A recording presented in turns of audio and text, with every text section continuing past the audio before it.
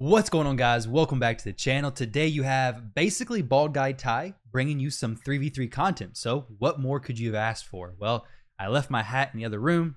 Don't really feel like going to get it. So, hey, here we are and here we go. We have 3 Go Second teams I'm going to be showcasing today. Now, these teams are ones that I think I've shown in videos before, at least the bottom one and this top one right here. So this team in the middle that says High R Warlord, which is High Resistance Warlord Counter, is a newer team. Now this Valkyrie build, yesterday I did a video talking about where I spent tons of resources trying to make my Valkyrie work.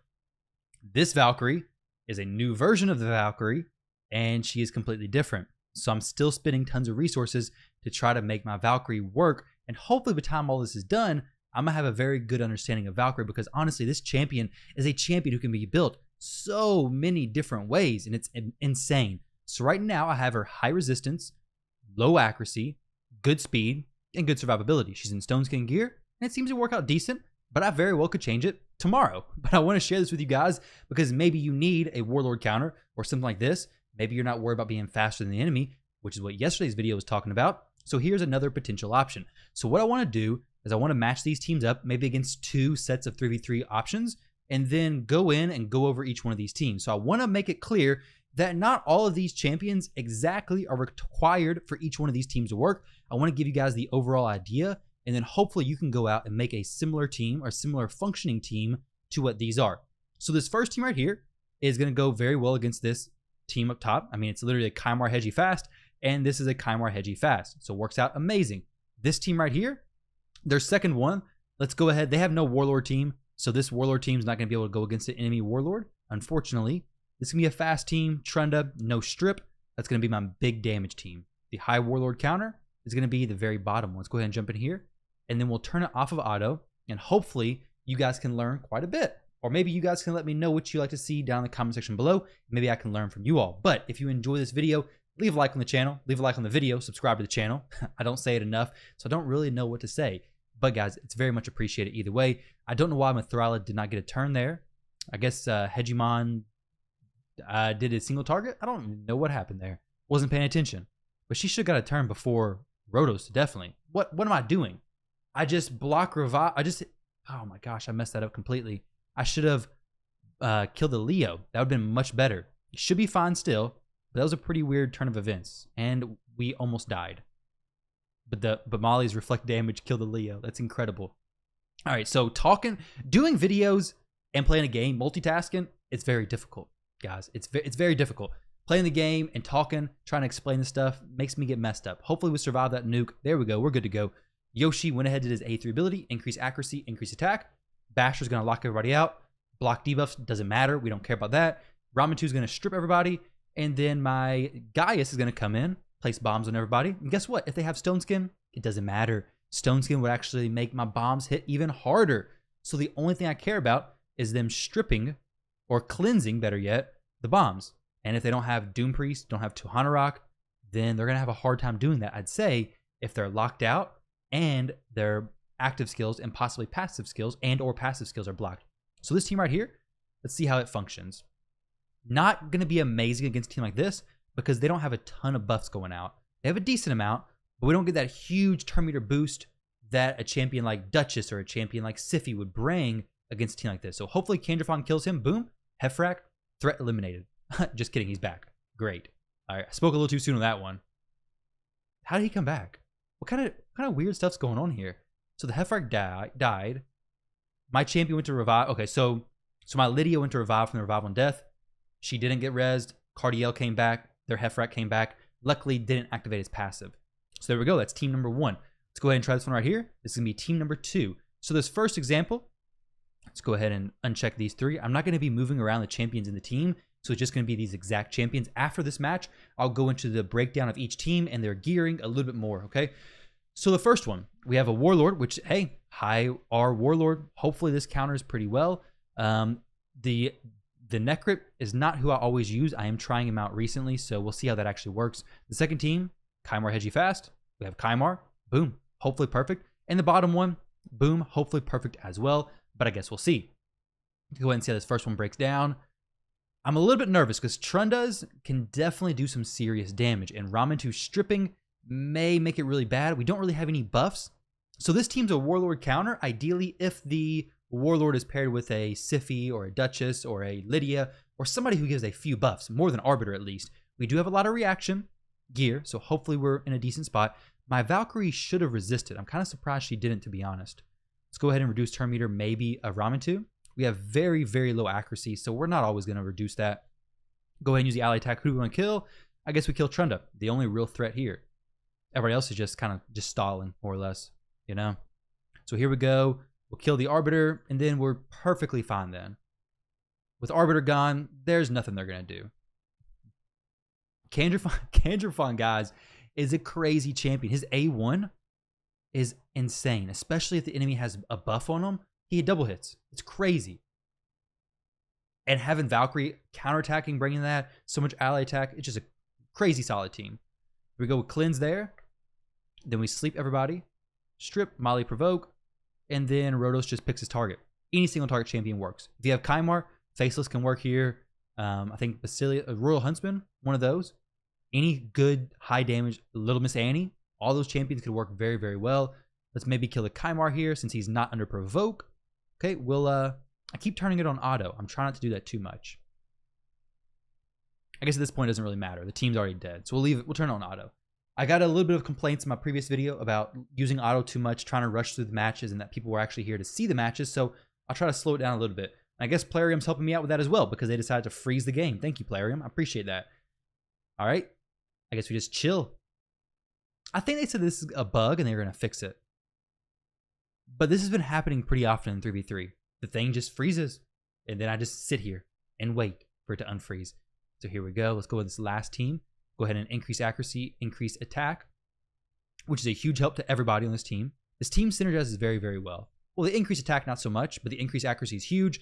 And then the increased accuracy and attack is huge on Gaius. Go ahead and strip everybody. They're already locked out, so no real worries about them doing anything, right? Did Kandrafon not get locked out? Because he hit me with his A3. Wait, what happened here? What was that?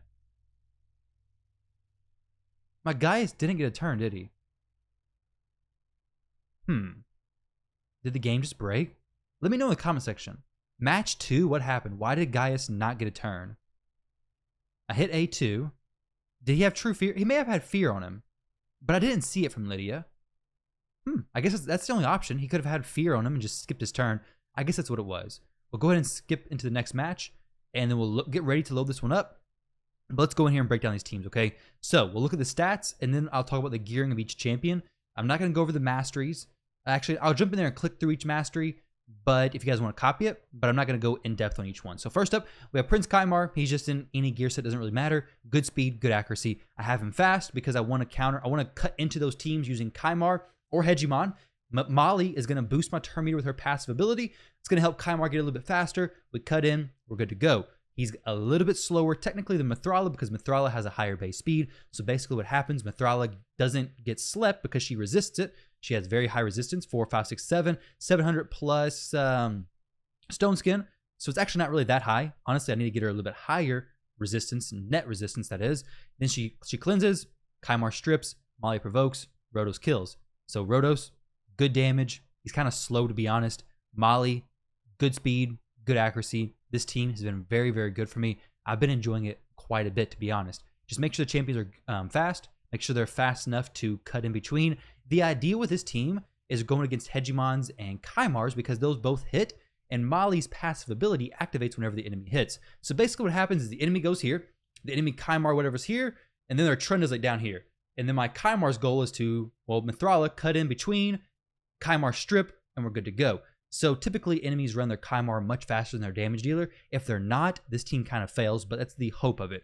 The high warlord team, the high resistance warlord team, is basically Cardiel and Valkyrie are high resistance, so they're not going to get stripped, not going to get locked out, nothing like that. Cardiel is an amazing support champion. He also brings an ally attack, which does a lot of damage. Valkyrie is going to bring the counterattack, allowing your damage dealer to do a ton of damage and hopefully just wipe everybody out. Because if warlords locking my team out, then I'm going to need some source of damage. And so far, this has worked out pretty well. Before having Valkyrie, I had Mortu Macabre and Lydia in here. Lydia was here in case Kandrafon killed somebody. so then it would block their revive. I've also tried this with Sify. I tried it with Lydia, like I said. Basically a resistance lead, and we should be good to go. Cardiel, revive on death, cleanses, ally attack. Such a good champion. And honestly, this team has worked out very well. So I'll click through their stats and everything real quick. Necrit is in Stone Skin, Cardiel's in Immunity, Valkyrie's in Stone Skin, and Kandrafon is in Lethal Gear. And this team, I think I already said it, but no gear set necessarily. Mithrala is in Stone Skin, Molly is in nothing particular, and then Rhodos is in Lethal. And then this team at the very bottom, Stone Skin for everybody, Ramen just speed tuned. Speed tuned, high accuracy, you're good to go. Yoshi, I don't really care about his accuracy. Basher, high accuracy, very important. Gaius, good accuracy, good attack. He's in Stone Skin, 4-piece, and then extra accuracy stuff. And this team has worked out very, very well. This speed on this team doesn't really matter. You just want to make sure Yoshi is first to go, Ramen or Basher is next, and then Gaius obviously last, so he gets the benefit of everybody else. So this team basically makes sure Basher doesn't damage anybody or Ramen to wake up people after Gaius sleeps them. It's very, very important as well. But that team, pretty consistent, pretty nice. I've been definitely enjoying it quite a bit. And it's pretty easy to change out champions. You can use Madame Ceres, you can use Rian the Conjurer, you can use Sethalia in place of Ramen without too much of an issue. Not going to be as good, but still a pretty solid option. I'll click through their masteries real quick for you guys. So I'll just click through them like this so you guys can get an idea. Not necessarily the best masteries, but this is what I have. This is what I'm using. So if you guys want to copy it, these are each champion. So I'll click through them real fast. Like I said, just pause it if you want.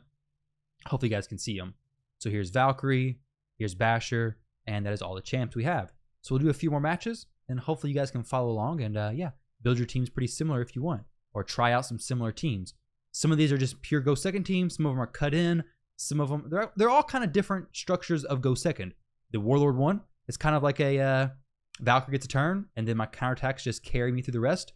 This Kymar one is like a go 1.5. We're not going first, but we're hopefully not going second. They get one champion's turn, and then I cut in. And one or two, their damage dealer doesn't go. And this team at the bottom is just a pure Go Second. We just wait for the enemy to go, hopefully get their turns out, and then I take a turn. Like you can run that team at 130 speed. Though going third may not be the best, but hey, it could definitely work. So we'll do 2 more matches and then probably call it a day. So here we go. They stripped us. Our passives are off. Luckily, our Kandrafon survived. So I think Necrit is the answer for this team. Cardiel comes in, cleanses everybody. So we're good to go. We have Revive on Death, place counterattacks, and the big shield. So now hopefully Trenda's not going to kill us. Kandrafon comes in, kills Trenda again, lays her back down like she belongs. That sounds a little bit weird when I say that. But Trenda, she's in a good spot now, okay? She's dead. She's taken care of. No more of her. All right, so here we go. Ally attack from Necrit. I'm not really that worried about Necrit's ally attack. It is definitely helpful when it happens. The main thing I want Necrit here for is to protect the Kandrafon. Because I have no res champion on the team. If Kandrafon dies, then my team's basically done. I at least need Kandrafon to survive until Cardiel can cast the Revive on Death. When he can cast Revive on Death, then we're good to go. But until then, Kandrafon's in a little bit of a risky spot. So it's very important to have Cardiel fairly fast. He's like 241 high resistance, but that's really as fast as I can get him. You want really good resistance with really good speed as well. So it's a little bit difficult to gear him. But that's what I have so far. I don't have Faction Guardians up enough to get that extra 30 resistance. I wish I did. It'd make him resist even more because he does get stuff through still on him. Now this team is the only one that's getting glitched out on. What the heck? It didn't even zoom in on my Rhodos. I thought I had a regular hit there. All right, guys. Hopefully we go ahead and kill him. Boom! We killed the Brogni. After 2 minutes, we finally killed the Brogni. And now we got to decide if we actually won the match. And then now we're in a sped up version of that. So whatever that Go Second team's problem is, I don't like it. Let's go ahead and try this out. We're going to go ahead and lock everybody out. Though with Mortu, it's a little bit risky because it doesn't really lock him out of anything. Because, yeah, he just hits him. Gives him a chance to proc peril. But guess what? We got a little surprise up our sleeve. And that is bombs, baby. That is some good old bombs. And bombs absolutely destroy Swift Parry. Or not Swift Parry. Stone Skin. Swift Parry. Imagine that was our biggest issue, Swift Parry. Seems like nothing nowadays with all this Stone Skin stuff. There we go. Mountain King, you killed your whole team, buddy. Congratulations. So we'll do one more match, guys. Let's go ahead and hit another Warlord team. because I have to continue testing that team at the top out. So Warlord there, we'll use the bombs against Death Knight, see how he likes them. All right, let's go ahead and do this one. And then at the very bottom, we'll do a relatively fast team. We may actually outspeed them. I don't really know, though. The Mithril is going to cleanse, and then Warlord's going to lock me out. So maybe not the best option. Probably just going to lose that third one. The first one, we should be okay. At least I hope. Especially with a single target weak affinity damage dealer against me. Okay, there we go. Siffi's... We have such good counterattacks from Cardiel. He's just going to keep everybody alive, period. Block debuffs, and there we go. So, turn it on auto because this is going to take a little while. We'll target the Siffy. Or actually, let's do Siffy. Maybe it won't even matter because whenever we counterattack, let's just keep Warlord dead. Kymar is going to do an AoE ability. Everything will attack him. Rhodos won't do no AoE ability, so maybe he's the target to go for. Doesn't really matter, to be honest. We just click between them. I think I can actually kill Warlord, though. I doubt I can kill the Rhodos. Let's see. We'll try it. We'll try to kill Rhodos. Okay, got pretty close. Definitely got pretty close. Okay, kill my Valkyrie, and she's back to life. And kill my Cardiel, and he's back to life. Very cool. All right, so now we'll turn it off of auto for just a second. We'll go ahead and use the ally attack on this Rhodos. We should kill him. Nope, just kidding, because we don't have 2 hits because he doesn't have any buffs on him. That is definitely unfortunate. Should have killed the Siffy there. Go ahead and res. Perfect. Tries to strip. Doesn't get the strip, unfortunately. We'll go ahead and kill the Rhodos. And then Siffy 1v3. Can she do it? Quite possibly. Double hit on the Siffy. Boom, boom. Much better against the Siffy than it is against Duchess. Duchess is a pain for Kandrafon to go against because she is strong affinity. So he weak hits so often. And she survives forever. Cardiel healing for crazy amounts. Go ahead and hit with the A2. The A1 may have been better because the double hit. There we go. The second team. Hopefully we strip everything, but it's not really going to matter. Because Stone Skin, not really an issue. Which is maybe my plat push team. I really like the Gaius in here. This team actually works so well because of Basher's, even with Basher's low turn lockdown, Warlord would be better, of course. But even with the low turn lockdown, it's still very nice because bombs last for 2 turns, which is as long as Basher locks them out for. So not a huge issue. Not great, not as good as Warlord, but when you don't have Warlord, you gotta deal, you gotta suffice, right? You gotta work with what you got. Unfortunately, strong affinity champions obviously may not get bombs placed on them. So we will see. The glitch with his HP is a little bit annoying as well when it doesn't show. Not a big deal. Not as bad as this. Hopefully it doesn't lag out this time. We did CC. Okay, luckily Mithrala was not set to the correct presets, which was huge. Because had she been set to the correct presets, then she would have cleansed. And yeah, Warlord would have locked me out. So kind of a cheesy win because of bad AI presets or unfortunate AI presets, AI decision making. Go ahead and reset everybody. Put provoke back up. Nothing else to do. Oh, well, there we go. There's a cleanse. Okay, is Warlord just refusing to use his lockout? I think he is. Fine with me. You don't gotta lock my champion. Whoa, what happened there? We just teleported back. All right, so maybe we just lose. Because for some reason I didn't hit hard enough to kill Mithrala, which I'm surprised about. Because I can usually one-shot most champions with Rhodos. He hits pretty daggone hard. There's the lockout. I knew it was coming. Just a lot later than I expected, to be honest. I like the fix of that bug they had, though. Instead of going super slow, now it's going super fast. Maybe petrification goes off. It does not. It doesn't kill my Molly. Kind of weird. All right, here we go. Boom. And we turn on auto, and we should be good to go. Unless something crazy happens. Petrification plus provoke. Extra turn. I thought Molly was just invincible there for a second. Okay, so we'll just use these little pecking hits. Get an extra turn. Okay. As long as we stay above 50% HP or close. As long as we get him below 50% HP first, we're good to go. All right, guys, so that was 3 different matches using 3 different 3v3 Go Second teams. Hopefully this helps you guys out with maybe building some new stuff, maybe pushing in 3v3. Even if you can only use one of them, maybe you guys get some ideas from these teams and how to use it and how to counter certain champions. But these are the ones I enjoy. I'm enjoying the second one quite a bit more, to be honest. Let's go to Classic Arena real quick just to top the video off, see if we can find a Warlord and see if we can actually deal with it. There's a Warlord, champion I hate the most. Let's go ahead and see. Warlord is on my hit list. If I see a Warlord, I want a team to counter him without using a Warlord. I think the best counter to him is using him. But I don't have that option, unfortunately. All right, so a little bit weird. Cardiel died.